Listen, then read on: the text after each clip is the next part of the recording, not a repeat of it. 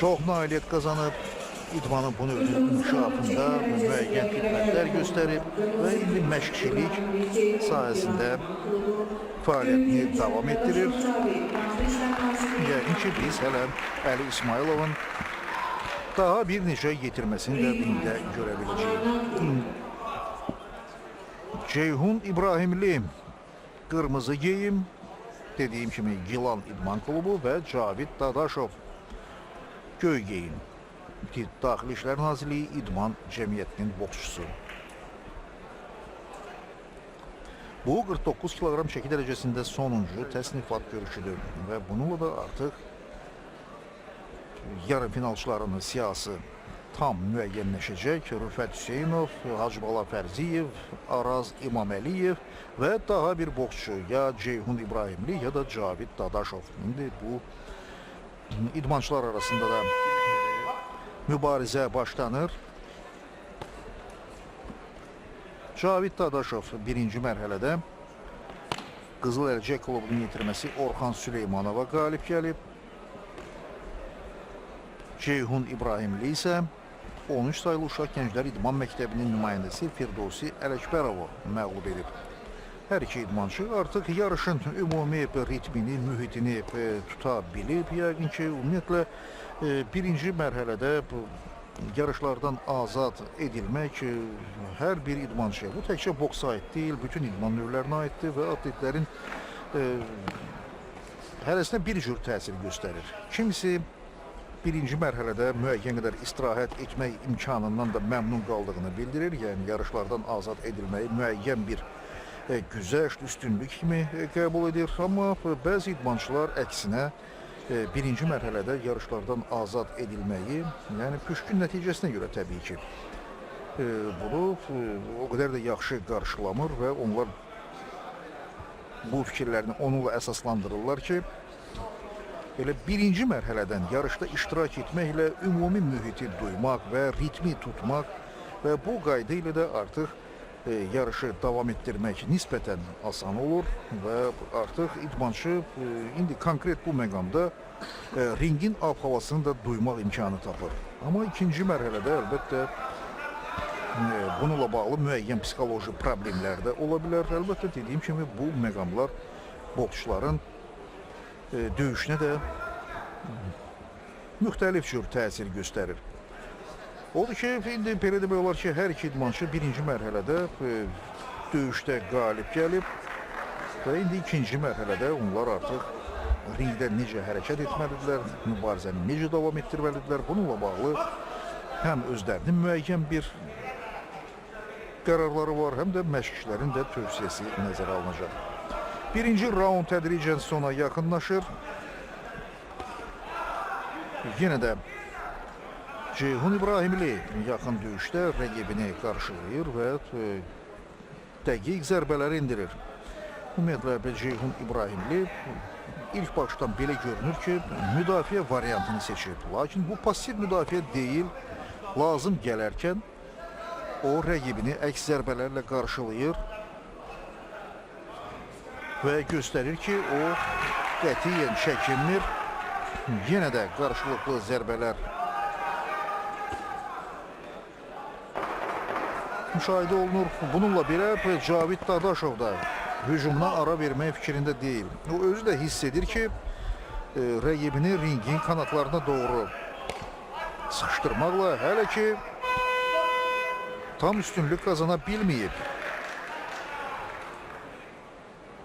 Doğrudur, mövqe üstünlüyü yaradıb, amma dəqiq zərbələrlə indi xalları nisbətində də əlbəttə irəliyə çıxmaq lazımdır. Amma Cavid Dadaşovun hücumları birinci raundda o qədər də dəqiq alınmırdı. Budur, gördüyünüz kimi Ceyhun İbrahimli yaxın məsafədə döyüşdə rəqibini dəqiq zərbələrlə geri çəkilməyə məcbur edirdi. İndi ikinci raund başlanacaq və dediyim kimi bu 49 kilogram çəki dərəcəsində təsnifatın son döyüşüdür. Daha sonra 52 kilogram çəki dərəcəsində 4 görüş olacaq. Daha doğrusu olmalıdır. Lakin bunlardan biri keçirilməyəcək. Dediyim kimi İdmançıların bir neçəsi çəki mərasiminə gecikiblər və onlardan biri də Ağcabədi boksçusu Əbülfət Əliyevdir. Onun adı göy geyimli boksçu kimi göstərilib. O, qoşqar səfərliyi ilə mübarizə aparmalı idi Daxili İşlər Nazirliyi İdman Cəmiyyətinin boksçusu ilə. Amma dediyim kimi çəki mərasiminə gecikdiyinə görə ringə buraxılmayacaq və qələbə qoşqar səfərliyə veriləcək. 52 kilogram çəki dərəcəsində artıq bir döyüşün taleyi həll olunub. Qalan 3 döyüş isə keçirilməlidir. Əvvəlcə ringə Gömrükçü klubunun üzvü Sədi Bəşirov və Sezərli Vali Nəcməddinov çıxacaqlar. Rabitə klubunun 2 boksçusu Məsud Yusifzadə və Fərid Fəridi, habelə Masallı boksçusu Zaur Mənsimov və Ağdaşlı Ramazan Babayev də növbəti mərhələyə vəsiqə uğrunda mübarizə aparacaqlar. 52 kilogram çəki dərəcəsində dediyim kimi 3 döyüş olacaq. Ceyhun İbrahimli və Cavid Dadaşov arasında döyüş isə davam edir və bu dəfə də mübarizənin məzmununda elə bir dəyişiklik yoxdur. Yenə də Cavid Dadaşov hücuma keçməyə cəhd edir. Yenə də zərbələr endirir. Amma Ceyhun İbrahimli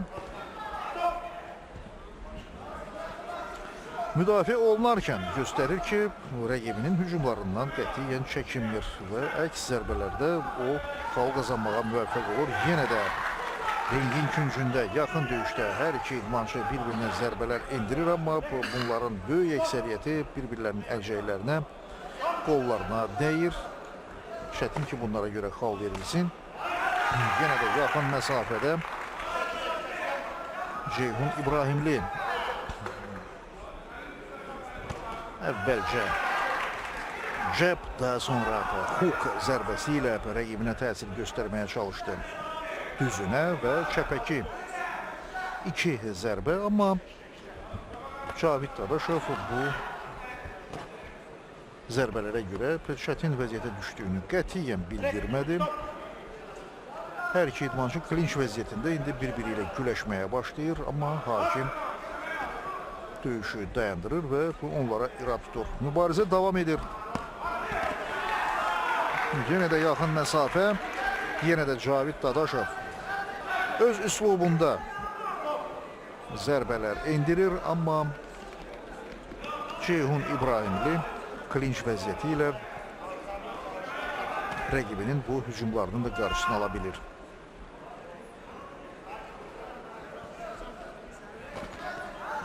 İkinci raundda sona yaxınlaşır və sonluqda Cavid Dadaşovun zərbələri daha güclü, daha dəqiq alınır. Hiss olunur ki, Ceyhun İbrahimli yorulmağa başlayır. İkinci raund başa çatdı. İdmançıların ümumiyyətlə döyüş üslubunu müqayisə edərkən belə demək olar ki, bəli, Cavid Dadaşov daha çox fiziki qüvvə sərf edir. Amma bunların faydası bir qədər azdır. Ceyhun İbrahimli isə əksinə qüvvəsinə qənaət edir və yalnız lazım bildiyi məqamlarda zərbə endirir. Bütün bunlar isə əlbəttə 3-cü raundda da onun köməyinə çata bilər. O, rəqibi ilə müqayisədə daha gümrah görünür. Bununla belə bəli, hiss olunur ki, yorulmağa başlayır. Cavid Dadaşov isə bəli, nə qədər yorulsa da yenə də iradə, dözüm və əzmkarlıq keyfiyyətləri ilə seçilir və hücumu da elə bu qayda ilə davam etdirir. 3-cü raund başlanır. İdmançılar yenə də ringin mərkəzinə dəvət olunurlar.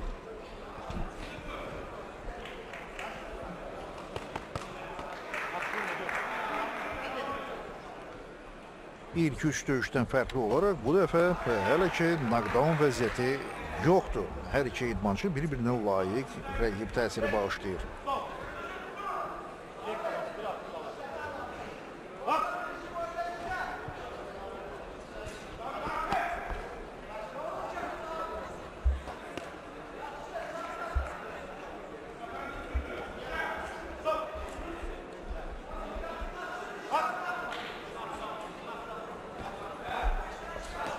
Ceyhun İbrahimli çiyni ilə rəqibinə zərbə endirmək cəhdinə görə şifahi xəbərdarlığa məruz qalır. yenə də döyüş dayandırılır. Bu dəfə Gilan klubunun boksçusu əlcəkləri ilə rəqibinin sinəsindən arxaya itələyirdi və onun hücumlarına mane olurdu. Bu qayda pozuntusu da hakimin nəzərindən yayınmadı. Hələ ki, o şifahi xəbərdarlıqlarda kifayətlənir və ümumiyyətlə hər iki idmançı mübarizə zamanı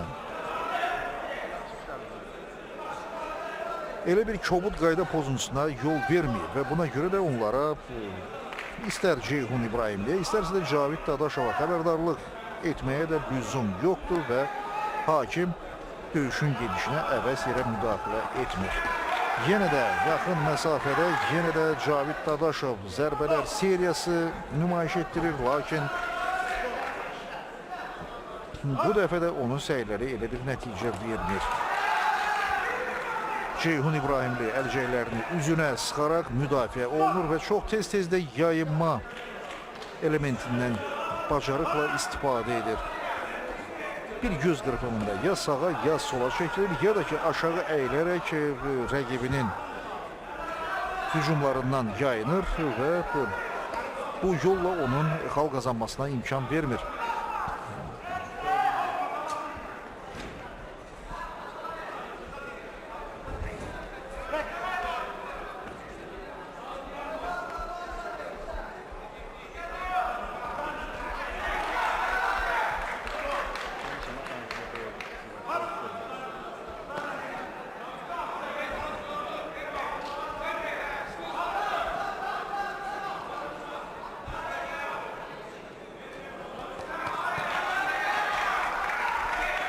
Cavid Dadaşov görüşün ilk saniyələrindən eyni üslubda mübarizəni axıra qədər davam etdirməyə nail oldu. Bəli, hiss olunur ki, idmançı fiziki hazırlıq baxımından çox güclüdür və eyni tempdə, eyni üslubda 3 raund ərzində 9 dəqiqə mübarizə apara bildi.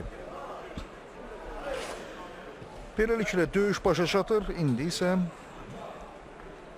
xalları hesablayan hakimlərin rəyləri yoxlanılmalı və kompüterdə onlardan üçünün nəticəsi göstərilməlidir. Bu seçimi isə kompüter özü edəcək.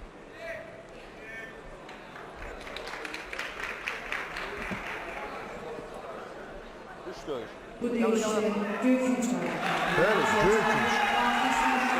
Cavid Dadaşov görüşü qələbi ilə başa vurur. Xal hesabı ilə onun qalib gəldiyi bildirilir. Beləliklə, Daxili İşlər Nazirliyi İdman Cəmiyyətinin yetirməsi qələbə qazanır və növbəti mərhələyə yarım finala çıxır. Ceyhun İbrahimli isə 4-də 1 finalda mübarizəni dayandırır. Beləliklə, 49 kilogram çəki dərəcəsində təsnifat yarışları başa çatır. Artıq yarım finalçılar müəyyənləşir. Rüfət Hüseynov, Hacıbala Fərziyev, Araz İmaməliyev və Cavid Dadaşov. İlk 3 idmançı Gilan klubunun üzvüdür. Cavid Dadaşov isə Daxili İşlər Nazirliyi İdman Cəmiyyətinin nümayəndəsidir. İdmançı